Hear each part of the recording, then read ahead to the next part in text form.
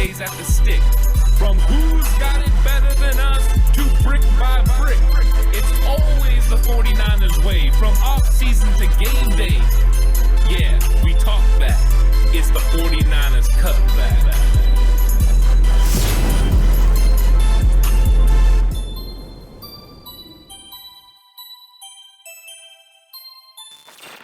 It's 49ers Cutback Podcast time. Welcome to the show. We're going to be talking about the 49ers free agent cornerbacks. And there are 5 names that we're going to be going over, and then the impact of some of the guys that are still on the roster. This is going to be interesting because the 49ers, it appears, only have a few corners on the roster and signed for next season. So they're going to have to make some moves. Could it be bringing back familiar faces? It could be. You have currently still on the roster for the 49ers, Emmanuel Mosley, who's set to make $6.5 million this upcoming season. Ooh. Wait, what? $6.5 million? Yes, you heard that correctly. That's not a mistake. $6.5 million for Emmanuel Mosley. Ambry Thomas, obviously, and Diamador Lenore, both on rookie pay scales. Diamador Lenore's money is stupid low. $896,000. Yeah, it's not that much. Almost $1 million. It's getting close. Getting there. I'll take $800. How much did he make last year? Like $289,000, I think is what his rookie. That's he made $100K more than Elijah Mitchell did. I know that. Yeah. Big yikes. Yikes! He got drafted in the 5th round. Elijah Mitchell got drafted in the 6th round. That's why $100K difference. $100K difference, and if you're a first round pick to that, it's a lot more than $100K. But let's move on from that and let's talk about these free agent corners. Who's going to be available, or not who's going to be available, but who the Niners could potentially be bringing back into the fold, because you have those 3 names really on the roster, and I think there might be a futures guy, but I don't remember if there was a futures guy or not. And even if there is a futures guy, it's not the same. There is, but it's not. It's a guy that was with Green Bay for a couple years. Didn't even play in 2021. Correct. This is a guy who's filling out the 90-man roster. He's going to come in and try and compete for a spot, but there's no guarantee one way or the other. And the Niners, like you said, there's 5 names, and let's start with the first one, Ant, because this first one is a big one, because there's a lot of implications if this guy gets signed. Number one, we may not have to redo the intro video if Jason Verrett is back for San Francisco with the 49ers.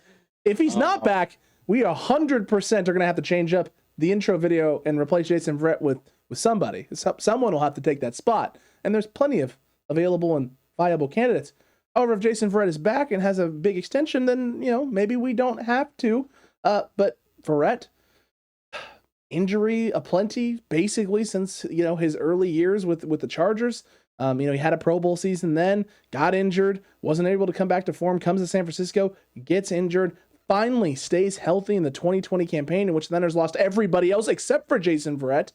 And we're coming into this year, he signs a 1-year deal, feeling really good. Him and Emmanuel Mosley out there, we feel like we have a Pro Bowl caliber corner out there in Jason Verrett, and he goes down with another ACL injury, and it's just unfortunate. It's not great. It's not what you want to see. But because of this, his number is not going to be very much.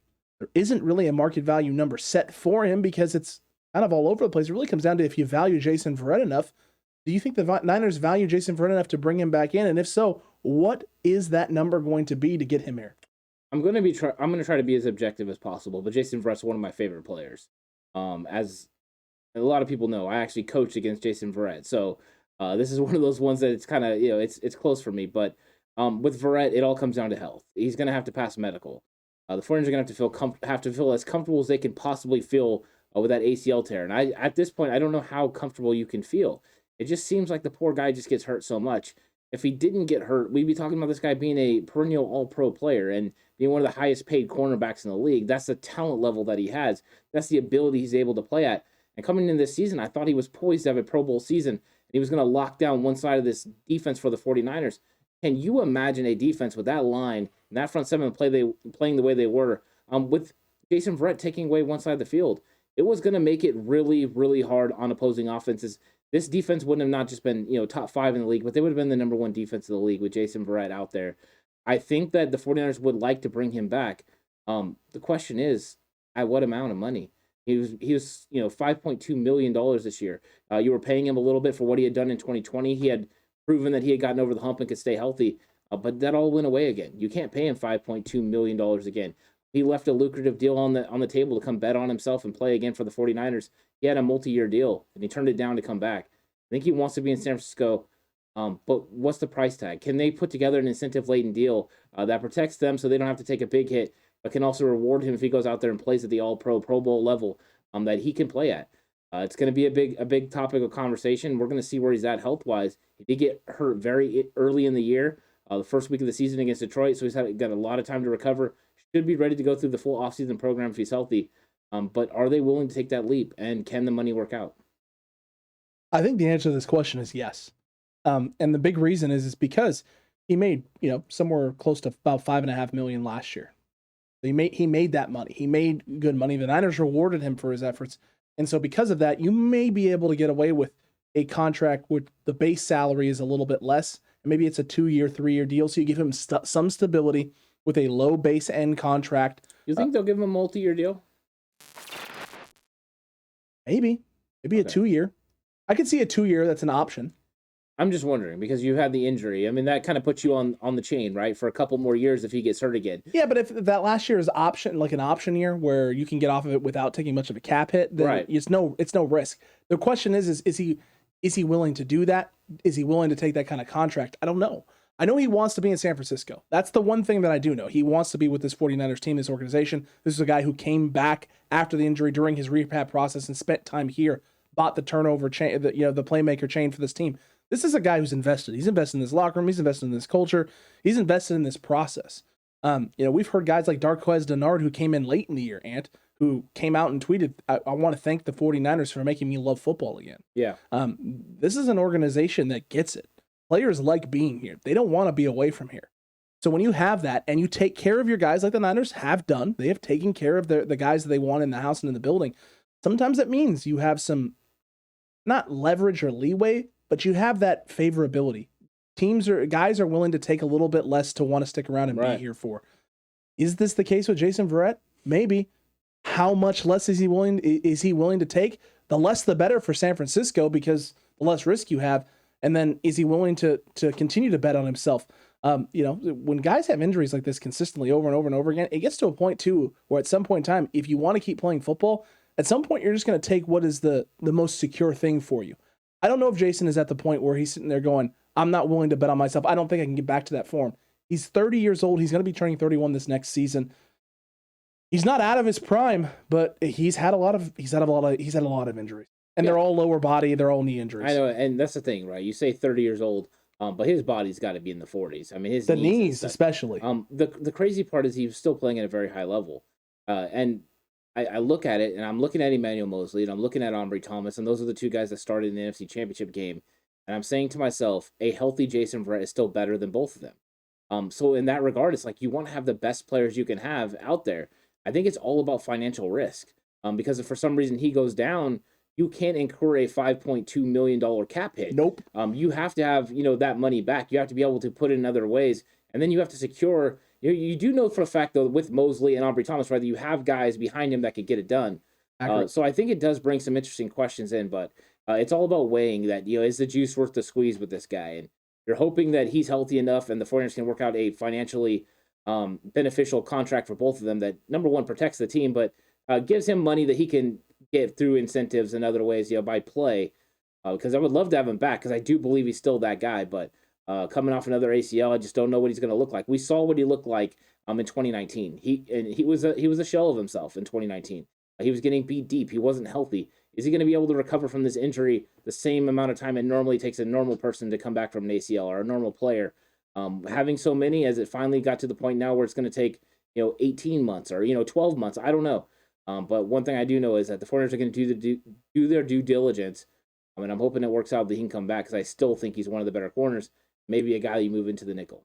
I agree with you there. It could be the nickel aspect of that could be coming into a fold. Base salary last year was $2.5 million. He had $2 million at signing. Could you see a base salary sitting around that $2 million mark and that being okay for the Niners to be able to roll with? I think so. I think as long as the signing bonus isn't too big. I think so. I think $2 million. You roll with a $2 million base with incentives. That could make it close to $5 million if he plays the way he can, or he plays throughout the season, maybe a number of games he plays. True. All those things go into it. I think that they could work out something like that, and I'm hopeful. But that's a big question mark because 49ers have proven lately that they've been moving away from players with injuries. If you have injuries, they're ready to move on because They know that you have to be available to make an impact on this team. They've suffered through way too many injuries. So I think they really like Jason, and I think that they would like to have him back. I think he would like to be back, but to make it work, they're going to have to pull some magic. I agree with you. He's my second favorite Jason. Oh, nice. Second favorite. Not J Hill. Oh, J Hill's not one. I thought that's where you were going. No, J Hill's definitely not one. Okay. No. J Hill, not one. Maybe 3? I don't know. I have to think about my other Jasons. Wow. But Jason Verrett is a top-notch dude. We'll see what's going to happen, Ant. But there's another guy that's been around San Francisco for quite some time, Mr. K1 Williams, Ant. Been here since the 2017 season. He signed a 3-year deal in 2017 that was 3 years, about $8.8 million, and this last season was 2.24 it was his base number. That was his base salary. Very low signing bonus. I think it ended up being 2.37 is what he made for the year for the San Francisco 49ers, roughly in that area. K1 Williams is a guy who played really well in the nickel, one of the better nickel guys, but there are a lot of corners available coming up in the upcoming year. There's a lot of corner options available, and there wasn't really a market last year for K1 Williams. Is there going to be a market this year for K1 Williams? And if that's the case, can the Niners afford him? And what should they be paying? With a cap hit like $1.1 million that they had this last season. It's true. You're not really, that sort of money doesn't hurt you at all, especially for a nickel corner of his value. I think he's a veteran that you can depend on to be in the right locations at the right time. The problem is I don't think he deserves big time money. He's not a guy that deserves top nickel corner money or top corner money. He's kind of middle of the road. So can the 49ers live with giving this guy $3, $4, $5 million? I don't know if they'll be willing to pay that. The problem is the alternative right now is who? Yamil Lenore is not going to be ready to start in the nickel against the guys that are in this division. This division has Tyler Lockett and it has Cooper Kupp. Those guys are going to be problems for Yamil Lenore as he develops. So they definitely need to make sure they have a nickel corner. Can they get one in the draft? And if they do, is that guy going to be ready to roll? I think this is going to be some interesting conversation that is to be had throughout the season, because that was a problem for the 49ers. When K1 Williams is not out there, this team defense is just not as good. And so he's somebody that I think they would like to bring back, but it's all about, once again, finances, because the 49ers just don't allocate a lot of money to their cornerback position or their DBs in general. That's not where they put all their money. They put their money in that front seven, and then they expect the back end to be able to draft, develop, and get key guys that are maybe not top of the line talent, but guys that they feel can do enough. And so right now we just don't know what that money that number is going to be. Part of the reason is you have Emmanuel Mosley making over $6 million this year. That's definitely cutting into the available money you have available for the defensive backs. It 100% is, Ant. And listen, we've looked at this. We've talked about this. If you're able, you can cut him. I think is it post June 1st? Emmanuel Mosley? Yeah, it's post June 1st. No, it was just pre. It's pre June 1st, so you can cut him and save $4 million, which is nice. But now you have an even bigger problem in the cornerback room because you only have Ambry Thomas out there, who you're fairly comfortable with rolling into next year as a starting cornerback. You could restructure him and save $2.27 million, which is not a bad chunk of money, and be able to make some decisions there and push some of his money down the road. I know a lot of people are talking about re-signing people or signing free agents, not necessarily re-signing. But listen, I think if you're able to bring back K1, that would be great. The question is just going to be how much is it going to end up costing you? Because there are so many names out there in free agency. And we saw last year Patrick Peterson got himself a fairly decent contract from the Minnesota Vikings. He made about $8 million this past season to play for them there. The amount of names that are out there, you have guys like J.C. Jackson, who are probably going to set the market this year. Around $20 million is what it's looking like his market value is going to be. You have guys like Stephon Gilmore going to make about 14.5 or so. Guys like Joe Hayden, who are still going to get decent money coming into this upcoming season. There is a chance that you could get him back on the cheap. There is a possibility there. The question is there a better option? Is there a better option? Is it better to try and roll with a Jason Verrett in the slot? Or is it better to go with another guy who showed he can play in the nickel at times and played very well for the 49ers in a lot of different roles, Dontae Johnson? Dontae Johnson is the most affordable guy. Absolutely. Is he the guy that you want, being a starting cornerback on your team? No, I don't think so. I think in spot chances, chances where you have an injury or something, Dontae Johnson coming in there.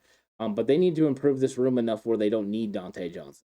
I agree. See, that is the thing. Yeah. That is the area where I agree.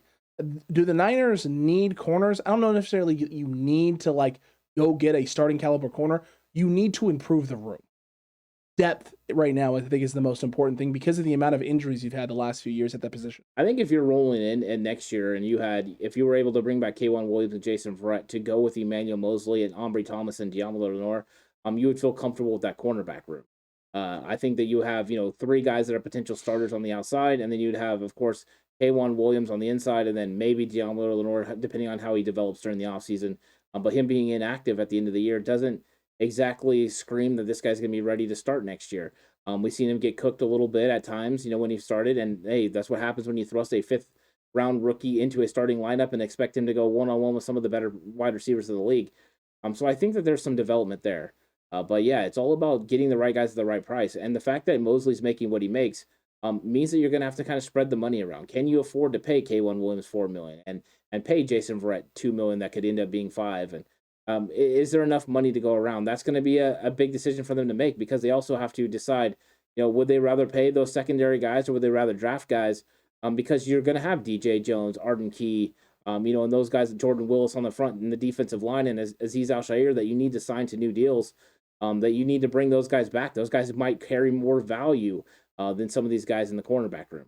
Agreed with you there, and they might. They very well could carry a little bit more value in those positions and in those situations. And listen, I love Dontae Johnson. DJ is a guy who has done a lot of things for this team and has filled a lot of roles and worn a lot of hats with his organization.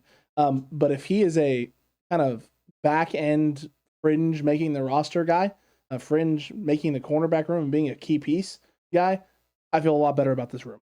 Yeah, it might be time also to think about maybe they bring him back. Especially on the 90-man roster, I would bring him back for the 90-man roster. Absolutely for the 90-man. And then in camp, I would use him in all 3 locations: nickel, playing on the outside, and playing safety, and see where he fits best, and see what happens, because you never know who's going to go down. You never know what kind of injury you're going to have. He's a guy that understands where he's supposed to be and what he's supposed to do. So Dontae Johnson is a part of this 90-man roster, absolutely. But the hope, I believe, is for him to not be good enough to make the 53-man roster. Agreed. If he's not good enough to make the 53-man roster, you've made enough improvements at the cornerback position to be better than you were this year. That's the key. You want to be better at that spot than you were this year. And while some people would say it was a liability, some people will say, it was really surprisingly good. What I want is just solid play from them. We want to see what we saw the second half of the season, the not making the big penalty mistakes and, extending drives for teams, and then improving in certain areas just in one-on-one coverage, just being able to make some more plays, tip some more balls, try and create a little bit more of the turnover situation if you can. But you don't want to have to overpay that position because, this team's identity is built around, number one, right now, the front seven being able to stop the run. But number two, being able to get after the quarterback and having linebackers that are playing at an elite level that can both cover in space and come up and stuff the run. Yeah, every single team has to decide where they're going to get, where the give and take is. Yeah. Some teams, they struggle at linebacker. They don't have the linebackers. Other teams, it's the defensive backs. It's all about philosophy and what you value. The 49ers just do not value the cornerback position as far as high-priced free agents, high-priced players. I fully expect them to draft someone that's going to come in and compete. At what point that will be, I'm not sure, but you've seen this defense take a change also from the cover 3, which they ran, pretty much primarily while Richard Sherman was there all the way through 2019 and into 2020, to a more hybrid style where they're running kind of everything. They run 2, they run cover 3, they run cover 4. And so now you're more flexible in the type of corner. I think they would love to have man-to-man corners that could get down there at sometimes and lock it up too. We'll see. We'll see if they're willing to do that. We'll see what they do with Emmanuel Mosley's contract as well. Him, getting $6.2 million was a little bit surprising.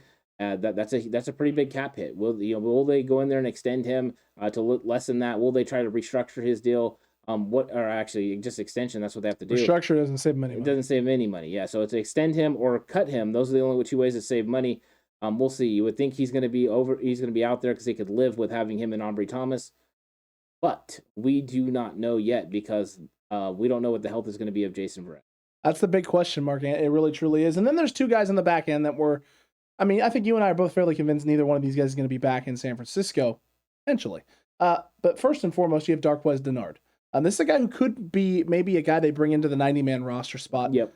He's come in. He's played a very good role. We saw him come into San Francisco, get signed, and be on the field on game day immediately once he got there. It's a guy who's got a lot of snaps in the league. He's played time, even played for a lot of different organizations, and seems to really love the culture here. He thanked the Niners for bringing back the love of football to him. I think this is a guy who wants to try and come back to San Francisco and be a part of this next year. He's not going to command a whole heck of a lot of money. I think this would be a good signing for them just to fill out for the 90-man roster going into next season. Yeah, I think so. I think he's one of those guys on the 90-man roster that makes a lot of sense, like Dontae Johnson. Dennard can play inside in the nickel. He can play outside. So he's a guy that gives you a lot of veteran experience too. And those guys you need around, especially around the young cats like Deommodore Lenoir, and Aubrey Thomas. They got little tricks to the trade they can teach him. They can help them, with the recovery. Because there were a little bit of rookie mistakes from both of those guys this year. Doesn't mean they both didn't make improvements, but having these guys around is important. Plus, you want to protect yourself. Barring an injury, you know that you have a guy that you can go with. So I think it's going to be a nice mixture of young and old, and maybe Darquez Dennard comes back to the 49ers. I think they would be interested in bringing him back and just having him compete, during training camp. And we'll see. We'll see. I don't think he would make the roster, but I think he could push it. He definitely could. Former first-round pick. He definitely has talent, and he knows how to make rosters. He's been a part of the NFL since, way back, all the way back to 2014, which, wow, for some people seems like a long time, but so long ago. Really wasn't. It was just a mere 7 years ago, and It really wasn't that long ago that 2014 was here. And, this is a vet. He understands what it takes to play in the NFL and to compete at a high level. And that's a good thing for the young guys. So maybe that's the case. And then there's obviously the Josh Norman situation. And is this guy an option for the 49ers? This is a hotly contested one because there's the Newmans of the world who believe that this man is total, except it's the A word instead of trash. I was being nice. But he's going to be 34. He's 34 right now. He'll turn 35 towards the end of the season next year, sometime in, I believe it is actually, I don't know if it's exactly November. It might be October that he turns 35 years old. So about middle of the season, midway point. He had moments. There were flashes, all the forced fumbles early in the year. And there's also all the negative and the defensive pass interferences and all of that fun stuff. This was the first year that he stayed relatively healthy for a good chunk of the season. The last couple stops he's been at, he's missed heavy amounts of the year with hamstring issues. That didn't seem to flare up for him this year, so that's good. Is this an option? He's not going to command a lot. It was a 1.1. It was the vet minimum this year is what he made. It's a $1.4 million cap hit is what he made. Is this a 90-man option possibility for the 49ers going into next year? No. They're ready to move on from Josh Norman. Fair. Aubrey Thomas starting in the NFC Championship game, they moved on. They went Dontae Johnson before they went him. It's true. Josh Norman did what he was supposed to do, and that was help bridge the gap from when Jason Verrett got hurt. Emmanuel Mosley was hurt at the same time. He bridged the gap until they could get to Aubrey Thomas being healthy and available to play. And since he did that, we're very appreciative of what he did. He helped them win some football games early that they needed to win, and be competitive. Accurate. But no, and taught the peanut punch. In no situation is this guy on the football team. Is like you like to say, in no world is this guy in the football team next year. I just don't see it. I think his age. Josh Norman will be nowhere near the 49ers next year. The problem for him is Jason Verrett's going to be somewhat healthy, and a somewhat healthy Jason Verrett is a better option than Josh Norman. Agreed. Yeah. Agreed. I would rather pay twice as much money for Jason Verrett than for Josh Norman. Just the reality. Yeah, I mean, Josh is going to make about 1.4. I would rather pay close to $3 million for Verrett. Yeah, I think it's just a better option. Josh Norman, we're appreciative of what he did, but yeah, he's no longer the caliber of corner in the NFL that we need on our football team. So we need to move in a different direction. In fact, I'd prefer to have a younger guy. Much younger than to have Josh Norman. That can help on special teams. Would you rather have a Benjamin St. Juste, someone you were not a fan of in the draft last year? Would you rather have someone like that than Josh Norman? No. Because Benjamin St. Juste would have the same problems in the 49er system. The cover 3 corner, who's going to have some problems with grabbing and all that. So, no, I wouldn't. I wasn't like Benjamin St. Juste is okay. But the style of play that DeMeco Ryans is going to doesn't lend to Benjamin St. Juste. If this was 2019 Robert Saleh defense, Benjamin St. Juste would made fit. Sense. Yeah, it would have. It would have made sense. Look, I agree with you there 100%, top to bottom on this. I cannot specify it enough. Josh served his purpose this year for the 49ers. Dire need once everything happened with Jason Verrett. We're not in that position right now, and the Niners are going to address this. They're going to address this cornerback room. If you only bring back a guy like Jason Verrett and maybe Darquez Dennard, then the Niners will definitely be drafting someone, or maybe there's a free agent out there that they'll be signing. And so you'll know then if they bring back a Darquez Dennard, if they bring back a Dontae Johnson, they bring back a Jason Verrett, they bring back a K1 Williams. Get ready, folks, because barring there being a steal in the draft, you're probably not getting a cornerback draft pick. This is the room that you're rolling with going in. Maybe one other free agent, maybe a young guy, an undrafted guy the last few years, a Trill Williams, Bang Bang Hoodie Gang from Syracuse, making his way over to the 49ers. Maybe something like that happening, but barring anything else, this might be the room. We'll see what the 49ers do at the cornerback position, and it'll give a lot of insight into what free agency, not for 49ers resigning free agency, but actual free agency looks like, as well as the draft. But let us know what you think down below in the comment section. Do they need to just get away from all of these guys? Not a single person you listed there needs to be back on this roster. Go sign J.C. Jackson and spend $20 million a year. They're not going to do it. Go sign a big name. Bring someone up. We need a Pro Bowl caliber guy right now. Spend the money. Do it. You're going to free up $26 million with Jimmy Garoppolo. Spend 15 to 20 of it on a cornerback. Let us know what you think down below. And while you're doing that, don't forget to like. Don't forget to subscribe if you haven't already. Hit that notification bell and get ready because still got some more free agent content to discuss. If the 49ers spend more than $8 million on a free agent cornerback, I'll be surprised. I'm actually surprised. Will it signify a shift in philosophy for the team? No, it signifies they're going all in on one season. Okay. But they would lose out on some defensive linemen along the way. I can't see. Bye-bye DJ, bye-bye Arden. Probably. And I'm really, unless they restructure some other deals and play some cap gymnastics, but I would be really surprised. I'm actually surprised that Emmanuel Mosley's going to have a $6.2 million cap hit. I think you and I both think that's not going to end up staying. I don't know. I mean, I'm guessing they budgeted for this. That's the reason they had his number be so low this year, and then next year, it's that way. But yeah, I mean, might keep an eye on Emmanuel Mosley to see what happens there. It's going to be very interesting. We will see what happens. We'll see what occurs. We'll see on the next one, Cutback Crew. And until that time, stay safe. Remember, the right way is always the 49ers way.